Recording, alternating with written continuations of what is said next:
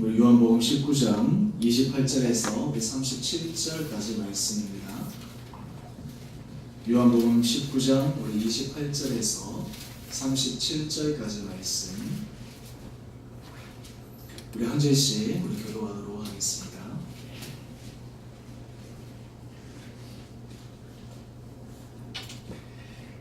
그 후에 예수께서 모든 일이 이미 이루어진 줄 아시고 성경을 응하게 하려 하사 이르시되 내가 목마르다 하시니 거기 신 포도주가 가득히 담긴 그릇이 있는지라. 사람들이 신 포도주를 적신 해면을 웃을 주에 매어 예수의 입에 대니 예수께서 신 포도주를 받으신 후에 이르시되 다 이루었다 하시고 머리를 숙이니 영혼이 떠나가시니라.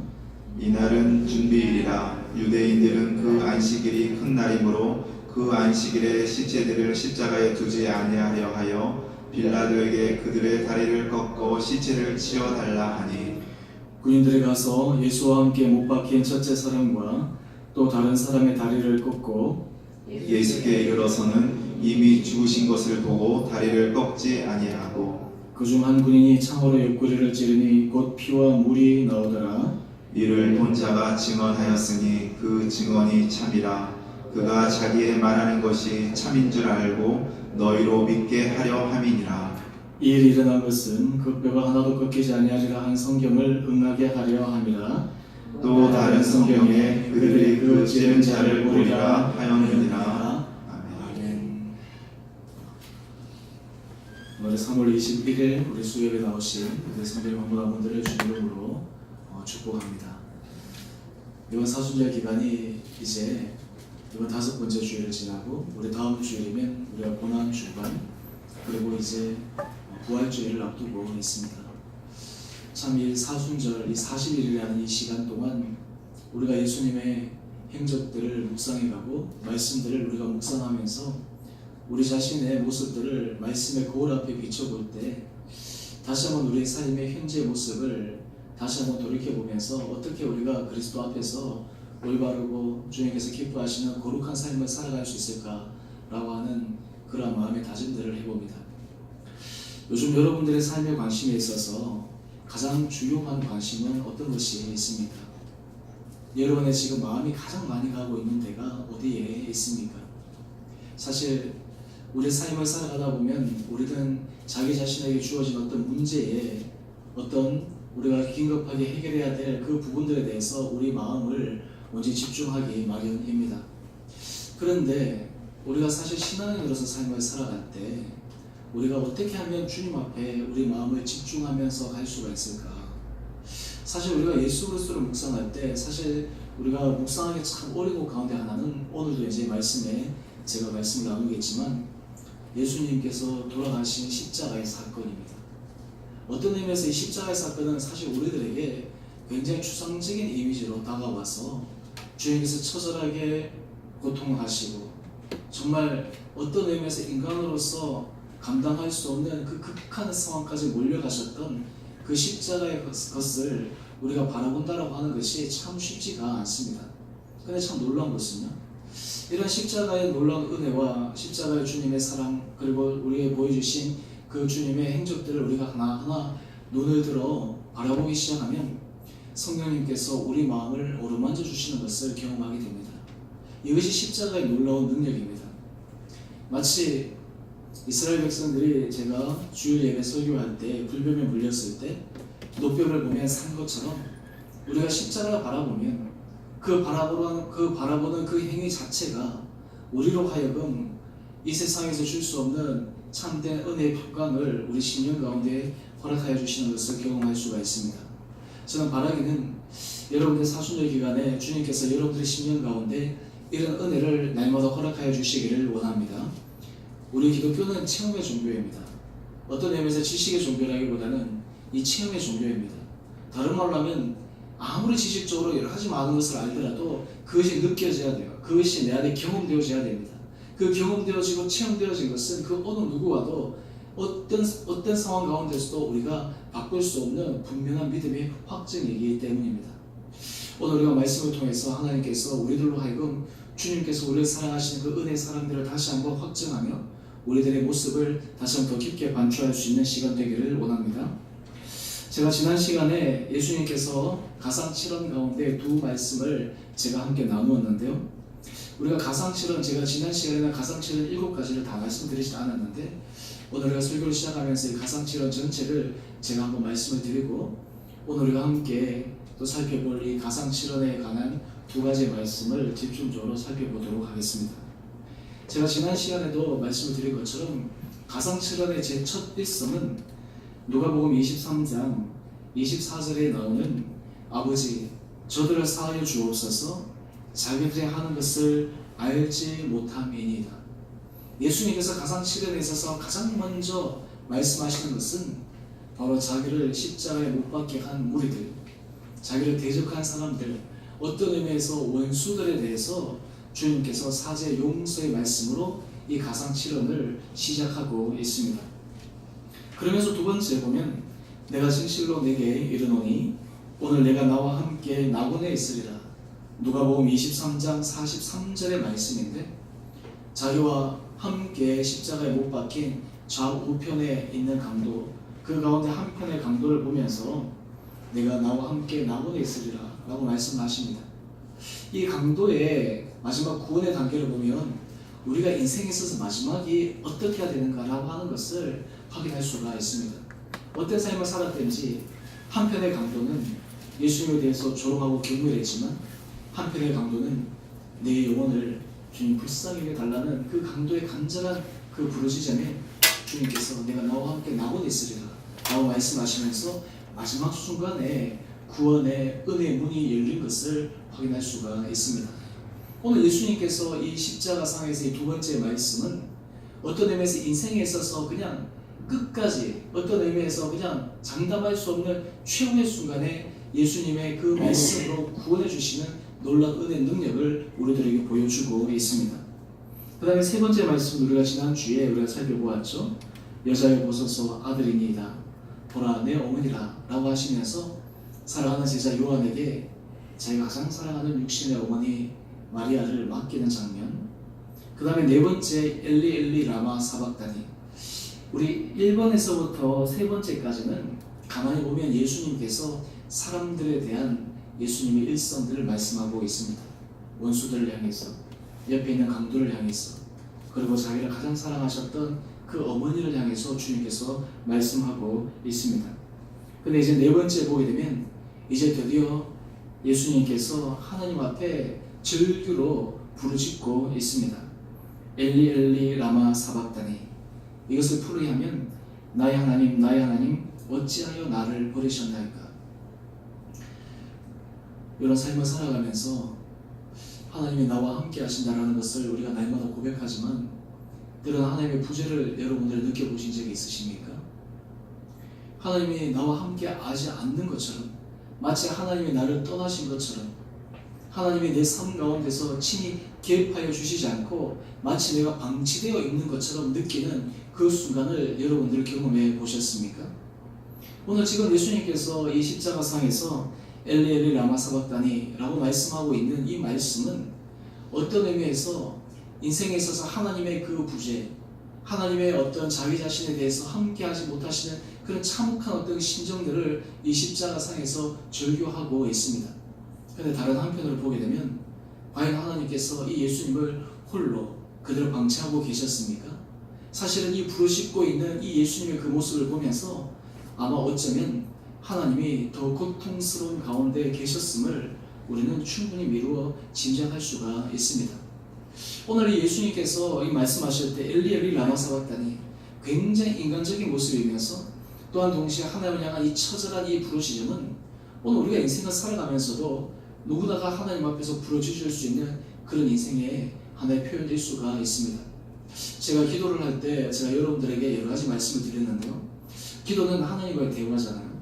근데 하나님과 대화인데 우리가 흔히 생각할 때 하나님 앞에 좋은 말, 때로는 이렇게 경건한 이런 말들을 해야 된다고 생각할 수 있지만 때로는 하나님과 대화 속에서 우리 속에 깊은 이야기들을 하나님 앞에 올려드릴 수도 있습니다. 우리 안에 분노의 감정들, 우리 안에 슬픔의 감정들, 때로는 우리 안에 이해 못하는 감정들. 근데 중요한 것은 하나님 앞에 그런 모든 것들을 다 올려드린다 하더라도 주님은 그것을 다 받으신다라고 하는 거예요. 너 어떻게 나한테 그렇게 얘기할 수 있어? 라고 말씀하시는 것이 아니라 우리에 있는 그 마음의 깊은 내면의 상태를 주님께서 받아주신다라고 하는 거예요. 여러분, 상담을 하게 되면 사람들이 참 신기하게도 그 상담을 하면 사람들이 치유가 되잖아요. 보면 이 잘하는 사람들은 이 상담하는 그 가격이 한 시간에 뭐 30만 원씩 이렇게 받기도 하고요. 굉장히 비싼 고액을 받기도 하고, 미국에서도 보면 굉장히 잘하는 사람들은 이게 스케줄이 쫙 짜여 있어가지고 쉽게 이렇게 만나지도 못하는데, 이상하게 그 상담자하고 만나가지고 한 50분, 보통 섹션이 한 50분 정도 시간 되는데, 그냥 이 얘기만 해도 자기 마음속에 눌렸던 것들이 풀어지고 열려지는 거예요. 왜냐하면 이 상담자 하는 역할이라고 하는 것은 그 사람을 내면에 있는 것들이 끌어내어져서 그 사람의 그 내면을 스스로가 마주할 수 있도록 바라볼 수 있는 역할들을 하기 때문입니다. 오늘 사실 하나님께서 우리의 기도의 현장 가운데서 우리로 하여금 내면에 있는 깊은 것들을 주님 앞에서 끌려 나올 수 있도록, 우리 안에 있는 내면의 것들을 숨기는 것이 아니라 형식적인 것들, 말에서만 끝나는 것이 아니라 우리 내면의 깊은 것이 우리가 온전히 올라가면 주님께서 그때 비로소 우리에게 치유의 광선으로 비춰주시고 우리를 어루만져 주시는 그 손길을 우리는 경험할 수가 있습니다. 오늘 예수님께서 말씀하신 엘리엘을 라마 사박다니라고 하는 이 네 번째 이 말씀은 바로 이러한 예수님의 그런 간절한, 어떤 의미에서 가장 질규적인 그 부르짖음을 주님 앞에 부르짖고 있는 모습입니다. 오늘 다섯 번째, 여섯 번째가 이제 내가 목마르다 라고 하는 부분이고요. 그 다음에 여섯 번째가 다 이루었다. 오늘 이제 우리 함께 같이 살펴볼 내용인데, 그리고 마지막에 일곱 번째 말씀이 아버지 내 영혼을 아버지 손에 부탁하나이다. 이제 마지막 순간에 예수님께서 자기의 영혼을 온전히 하나님 앞에 의탁하는 그러한 관점으로 끝내고 있습니다. 오늘 우리가 특별히 이 요한복음 말씀에 내가 목마르다, 다 이루었다, 이 두 가지 말씀으로 우리가 함께 같이 살펴보기를 원합니다. 우리가 복음서를 읽을 때 우리가 항상 그 질문해야 될 것이 있습니다. 왜 마태복음, 마가, 누가, 공간복음에서는 이 말씀을 기록하지 않았는데 왜 요한은 이런 말씀을 기록했을까? 우리가 복음서 말씀을 보면 이 동일하게 가상칠연의 말씀이 다 등장해야 되는데요. 누가복음에도 나오고 마태복음에도 나오고 그리고 요한복음에 나오고 서로 이렇게 흩어져 있잖아요. 왜 예수님께서 하신 말씀이 분명히 있으셨는데 왜 이 복음서의 기자들은 그 말씀 가운데서 특별하게 골라서 기록을 했을까라고 하는 것입니다. 오늘 지금 이 사도 요한이 이 내가 목마르다 라고 하는 이 예수님의 다섯 번째 일성을 기록한 데서는 굉장히 의미가 있는 부분이 있습니다. 당시 상황으로 말씀을 드리면, 당시 초대교회 당시에는 영주주의자가 굉장히 극성을 부리고 있었습니다. 이 영주주의자의 특징을 여러분들 잘 아시는 것처럼 영은 선하고 육신은 악하다 라고 이렇게 생각하고 있기 때문에 어떤 의미에서 이 육신을 경멸하기도 하지만 또 다른 한편에서는 이 육신에 있어서 쾌락이나 이런 것들을 방치하고자 하는 그런 부분들도 있습니다. 여러분, 우리가 사실은 이 영주주의자의 이 부분들은 오늘 우리 신앙의 생활 가운데 있어서도 굉장히 알게 모르게 깊게 스며들어져 있습니다. 예를 들어서 우리가 주일날 와서 썬데이 크루찬이라는 삶을 살아가고 일주일의 삶에서는 서로 분리된 삶을 살아가잖아요. 근데 어떤 의미에서 사실 이 속과 우리가 성이 분리되었다라고 하는 그런 개념은 흔히 이 영주주의가 갖고 있는 그런 이분법적인 그러한 사고의 방식에 기인하기도 합니다. 근데 오늘 그렇다면 왜 이 사도 요한은 예수님께서 목마르다 라고 하시는 이 말씀을 오늘 기록을 했을까라고 하는 것이죠. 오늘 요한복음 19장 28절 말씀을 보면 내가 목마르다. 여러분, 인생 가운데 타는 목마름을 여러분 한번 경험해 보신 적이 있습니까? 정말 견딜 수 없을 정도로 타는 목마름. 저도 그런 적이 있는데 제가 이제 군대에서 처음 장교훈련을 받을 때 행군할 때였습니다. 이 화산 유격장이라고 그 영천에 있는 그 유격장인데 그 올라갈 때 굉장히 힘든 그 난코스인데요. 그런데 사람들에게 물병, 수통에 물 한 통만 딱 줍니다. 그다음 그 굉장히 그 무더운 그 날씨에 이제 올라가는데 이 물을 갖다 다 들이마시고 나면 나중에는 물이 없으니까 막 목마르게 되잖아요.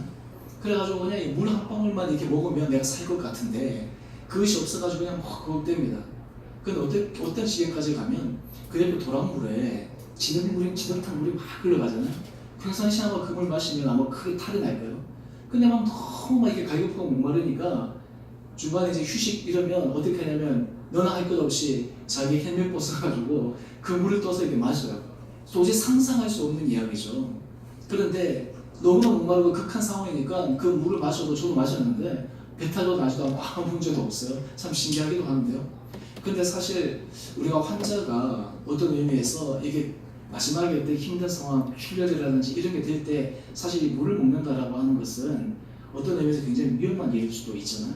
근데 오늘 예수님께서 내가 목마르다라고 이 말씀을 이 사도 요한이 기록한 이유는 예수님께서 십자가의 고통을 온전히 육체적으로 경험하셨다라고 하는 것을 이 말씀을 통해서 분명하게 사도 요한은 보여주기를 원했습니다. 요한복음 1장에 보면 태초에 말씀이 계시니라 라면서 이 말씀이 육신이 되었다 라고 이야기를 하잖아요. 이 사도 요한의 이 복음서의 기록은 예수님께서 이 땅 가운데 오시는 그 육신의 모습, 예수님께서 분명하게 육체적으로 우리 가운데 보여주신 그 부분에 대해서 다시 한번 확정하기를 원했다라고 하는 것입니다. 오늘 그러면서 예수님께서 이 목마르다라고 하는 그 부분은 인간적으로 겪어야 될 모든 고통의 부분들을 다 겪으셨다라고 하는 것을 우리가 오늘 말씀을 통해서 확인할 수가 있습니다. 여러분, 우리가 주님 앞에 기도할 때 우리가 동병상련이라는 말이 있잖아요. 우리가 사실 어떤 사람에게 가장 큰 위로가 될 때 어떤 사람이 위로가 되냐 하면 똑같은 경험을 한 사람들이 위로가 됩니다. 자식을 잃은 사람이 어떤 사람에게 위로를 받냐면 다른 사람에 가서 아무리 위로해도 위로가 되지 않아요. 그런데 다공연하게 자식을 잃은 경험이 있는 사람이 가서 저도 그런 경험이 있습니다.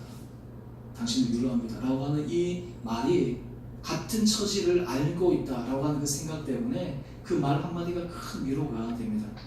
오늘 예수님께서 이 십자가상에서 극한 고통과 고난을 당하셨다라고 하는 것은 어떤 의미냐면 사실 우리가 이 세상을 살아가면서 우리가 그냥 상하는 모든 인생의 부분들이 고통이라고 하는 것을 주님께서 친히 겪으셨기 때문에 우리 모든 고통의 문제를 주님께서 친히 담당할 수 있다라고 하는 것입니다.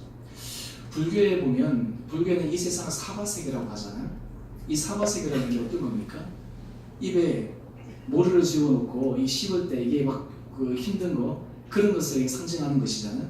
사실 우리가 인생을 살아갈 때 어떤 의미에서 불교에서는 이거 고라고 얘기를 하는데 우리의 삶의 모든 부분들이 어떤 의미에서 고통이 없는 사람들이 아무도 없잖아요. 괴로움이 없는 사람들이 아무도 없잖아요. 아무리 그렇게 고통과 괴로움을 없이 하려고 해도 우리 인생 가운데 어쩔 수 없이 그것을 경험하고 감당할 수밖에 없거든요. 근데 우리가 그때 기억해야 될 것이 있습니다. 바로 십자가를 바라보면 주님께서 우리를 위해서 주님께서 친히 담당하신 그 고통의 놀라운 그 모습을 우리가 바라볼 때 내 고통은 별거 아니구나. 내가 당하는 이 어려움과 내가 당하는 이 힘든 부분들은 정말 보잘것 아니구나 라고 하는 것을 주님의 십자가를 바라보면서 우리가 고백하게 한다라고 하는 것입니다. 사실은 이 십자가 상에 있어서의 이 죽음은 어떤 의미에서 굉장히 고통스러운 부분인데 사실 십자가 상에 달렸을 때 사람들이 쉽게 잘 죽지가 않잖아요. 그래가지고 어떤 경우에는 한 며칠씩 그냥 매달아 놓기도 해서 너무나 그 고통이 그냥 극해지기도 하는데요. 그래서 이제 그 고통을 경감시키기 위해서 어떻게 하냐면 이 무릎을 꺾어버리는 거예요. 그러다 보면 이게 갑자기 이 밑에서 발을 받칠 수 없으니까 쫙 쳐져가지고 이렇게 호흡할 수 없도록 해서 이제 그렇게 되는데 예수님이 십자가의 고통이 얼마나 극심하셨는지 사실은 그렇게 할 필요도 없을 정도로 일찍 운명하셨습니다. 오늘 지금 요한복음 19장 32절 말씀을 보게 되면 이제 유대인들은 사실 6월절 날을 앞두고 이 사람의 시체가 그대로 방치되어 있는 것을 원하지 않았습니다. 그러나 당시 이 기록들을 보게 되면 이 방치되어 있으면 하늘에 새가 와서 쪼아먹기도 하고 하여튼 짐승이 와서 이렇게 해치기도 하고 하여튼 너무나 참혹스러운 그런 부분인데요. 이제 6월절이 이제 바로 앞두고 있었기 때문에 이 유대의 관례상 그 시체를 그대로 놔둘 수가 없어서 빨리 내려놓게 하려고 하는 것이죠. 그랬더니 이 로마 군병들이 가서 보니까 첫째 사람하고 옆에 있는 두 번째 다른 사람들은 아직도 숨이 붙어 있는 거예요. 다르게 생각하면 이런 것입니다. 예수님께서 십자가를 지실 때 수많은 채찍질을 맞으셨어요. 이미 지금 십자가를 못 박히시기 전에 이미 초죽음이 되는 그 상황 가운데 들어가신 거예요. 옆에 지금 이 강도들은 어떤 의미에서는 그들의 기록에 의하면 아마 로마의 반역자들, 어떤 의미에서 유대인들을 위한 어떤 하나의 독립운동 비슷한 그런 사람이 아니었을까라고 추정하기도 하는데, 그럼에도 불구하고 예수님이 이 당하는 고통과 이 다른 강도와 비교할 수 없을 정도로 굉장히 혹독했다라고 하는 것을 우리는 충분히 미루어 짐작할 수가 있습니다. 그런데 옆에 있는 두 사람의 강도는 아직도 살아있었어요. 그랬더니 로마의 군병이 그 다리를 꺾어버리니까 그 순간에 이제 두 사람은 죽음을 당하게 되죠. 그런데 요한복음 19장 33절 말씀을 보니까 예수께서는 이미 죽으신 거예요. 여러분, 사람의 인종을 여러분 지켜보신 적이 아마 여러분 계실 텐데요. 사실 우리가 인생 가운데 있어서 이게 편안한 죽음이라고 하는 게 참 큰 복이잖아요.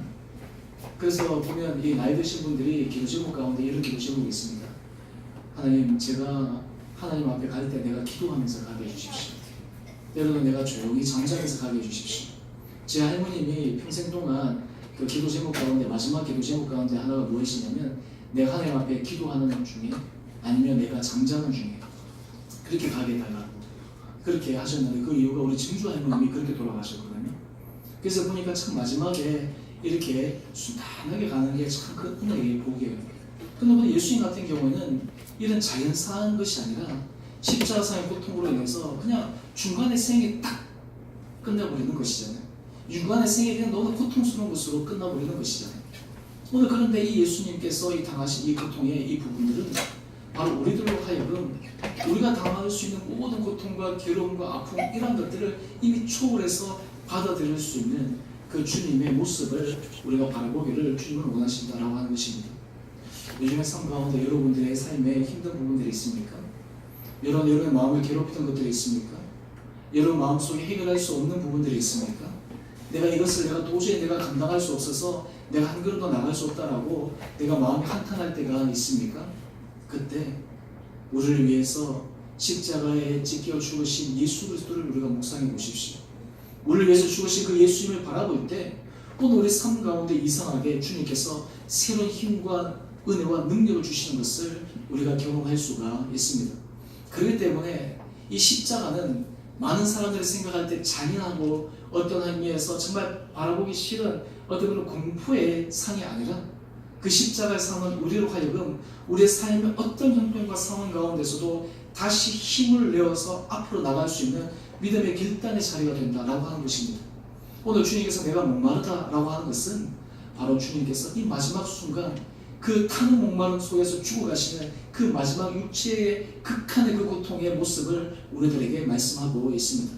오늘 이 모습을 통해서 이 영주주의자들이 얘기하는 것처럼 예수님께서 영으로 이 땅에 와서 그냥 가셨다라고 하는 것은 도저히 그건 용납될 수 없는 부분이고, 또한 동시에 예수님께서 이 육체적으로 이 땅에 오셨고 모든 것을 감당하셨기 때문에 우리가 믿는 고백은 예수님의 인성과 신성을 온전히 고백함으로 말미암아 특별히 주님께서 당하신 육체의 깊은 고통을 우리가 묵상할 때 하나님께서 우리에게 모든 인생의 고통의 문제를 해결해 주시는 분이라는 것을 믿음으로 나갈 수 있는 고백이다라고 하는 것입니다. 그래서 요한 1서 4장 1절은 우리가 이렇게 사도 요한이 고백합니다. 사랑하는 자들아, 영을 다 믿지 말고 오직 영들이 하나님께 속하였나 분별하라. 많은 거짓 선지자가 세상에 나왔습니다. 이 영지주의자들이 사람들을 미혹하게 하는 것이죠. 사람들의 마음을 이렇게 막 혼란스럽게 하는 것이죠. 예수님에 대해서 왜곡되게 말하는 것이죠. 그래서 사람들로 하여금 거짓된 진리, 잘못된 진리, 어떤 의미에서 가짜의 진리로 가게 하는 것이죠. 여러분, 인생에 있어서 진리라고 하는 것이 참 귀하기도 하지만 자칫 잘못하면 1%, 2%만 살짝 바꿔도요, 그 전체가 거짓이 되어져 버리는 거예요. 98%, 99%는 다 맞는데 그 1, 2% 때문에 전체가 거짓이 되어질 때가 참 많아요. 오늘 그래서 이 예수님께서 내가 목마르다라고 하시는 것은 이 영주주의자들, 특별히 육체의 고통과 이런 것들을 인정하지 않는 사람들, 또는 그것을 간과하려고 하는 사람들에게 철저하게 주님께서 보여주시는 상징적인 부분이다라고 하는 것입니다. 그 다음 우리가 요한복음 19장 우리 30절 말씀을 한번 보시죠. 오늘 주님께서 이제 6번째 말씀으로 다 이루었다라고 말씀하십니다. 오늘 예수님께서 이 공생의 모든 사역을 마지막 그 십자가의 고통의 순간에 다 이루었다라고 말씀하고 있습니다. 저는 예수님의 인생은 마지막에 자신에게 주어진 그 사명을 완전히 완수하고 그것을 통해서 하나님께서 이 땅 가운데 예수 그리스도를 통해서 이루고자 하셨던 그 구원의 승리의 은혜를 완벽하게 이루어 가시는 모습을 오늘 이 말씀을 통해서 확증하고 있습니다. 사실은 예수님께서 이 부분으로 다 이루었다라고 말씀하셨기에 사실 구원의 놀라운 문이 열렸습니다.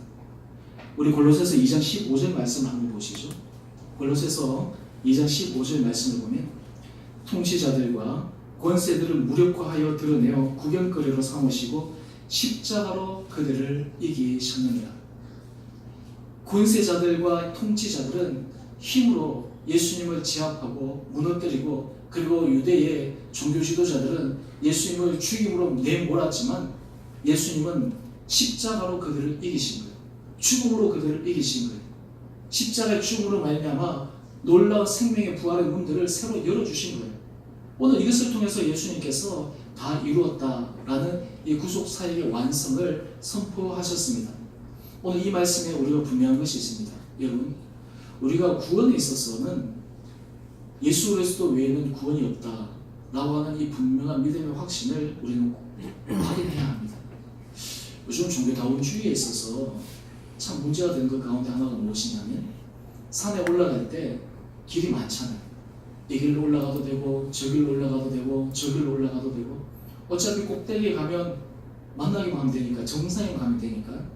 그래서 이 종교다원주의자들이 얘기하는 것이 뭐 예수 그리스도만 믿어야지 인생의 구원을 받나, 이게 저기 다 있지. 근데 절대로 우리가 타협할 수 없는 부분이 있어요.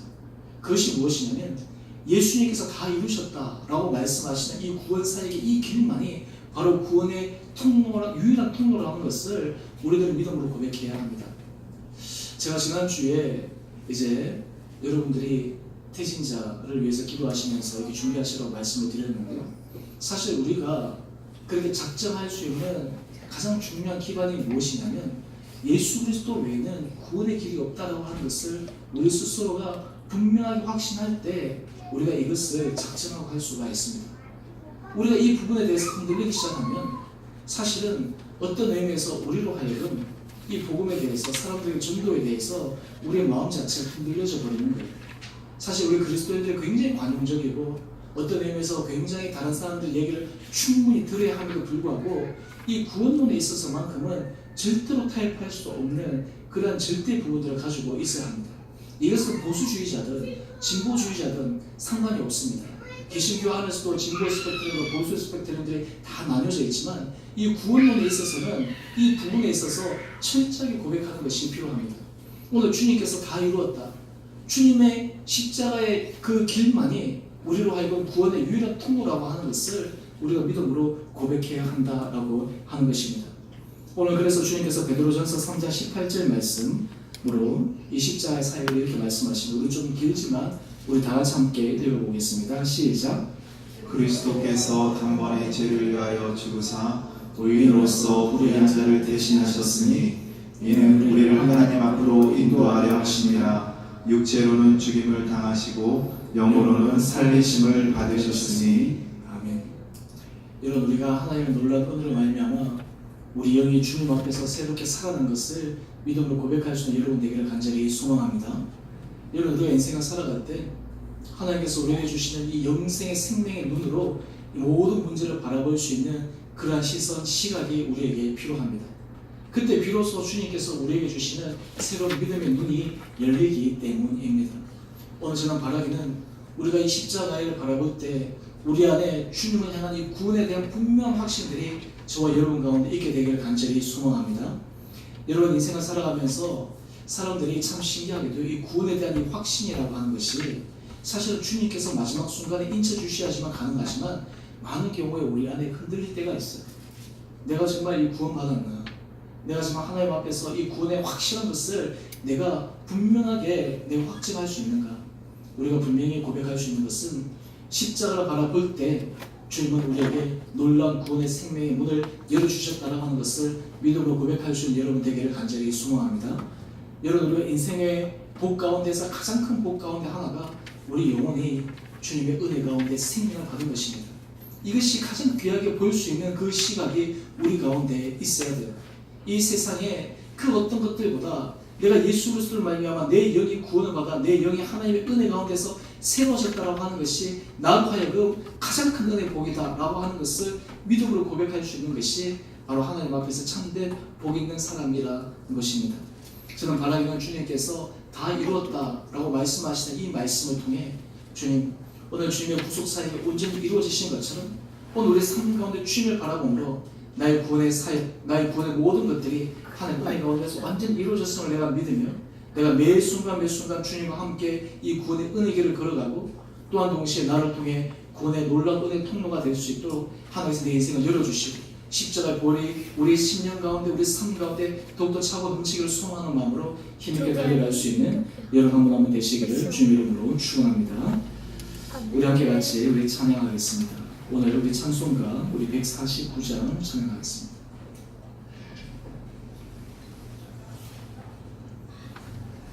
주 달려 죽은 십자가 우리 찬양하겠습니다. 라면 먹자.